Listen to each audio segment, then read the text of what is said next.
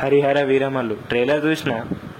అంటే నాకు ఏమనిపించిందంటే లెస్ ఎక్స్పెక్టేషన్స్తో చూసిన కాబట్టి విజువల్స్ అనేవి కానీ సినిమాటోగ్రఫీ కానీ ఎక్కువగా అనిపించినాయి, గ్రాండ్గా కనిపించినాయి. సో మూవీ బడ్జెట్ కూడా ఎక్కువనే ఉంది. సో పవన్ కళ్యాణ్ గారు అంటే ఈ లుక్స్ అనేవి కొంచెం ఆడ్గా కనిపించినాయి నాకు కొంచెం.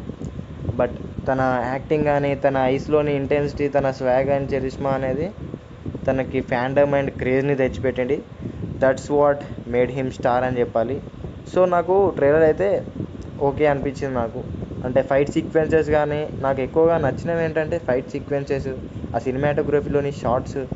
అంటే పవన్ కళ్యాణ్ గారి లాస్ట్ షాట్ కానీ అండ్ మిడిల్లో ఆ ఫాక్స్తో ఇట్లా ఫేస్ టు ఫేస్ క్లాష్ అయ్యేది కానీ అండ్ గుర్రం మీద ఒక షాట్ ఉంటుంది, అది విజువల్స్ అయితే స్టన్ అయిపోయినా నేను. అండ్ స్టార్టింగ్లో పవన్ కళ్యాణ్ గారు వాకింగ్ చేస్తూ వస్తారు. The style, the swag, the mannerism was at peaks అని చెప్పాలి. అంటే తన స్టైల్, తన ఆరాకైతే తన పవర్కి పవర్ స్టార్ అంటారు తనని. సో దట్స్ వాట్ డిఫైన్ చేశారు తన స్టార్ ట్యాగ్కి. అండ్ ఇంకా విషయం చెప్పాలంటే ఈ మూవీలోని ఫోటోగ్రఫీ అంటే వీడియోగ్రఫీ కానీ సినిమాటోగ్రఫీ అంటారు కదా, అదైతే సూపర్గా జరిగింది. ఆ షార్ట్స్ ఏంటి భయ్య, పిచ్చి ర్యాంప్ ఉన్నాయి. విజువల్స్ కూడా గ్రాండ్గానే జరిగినాయి.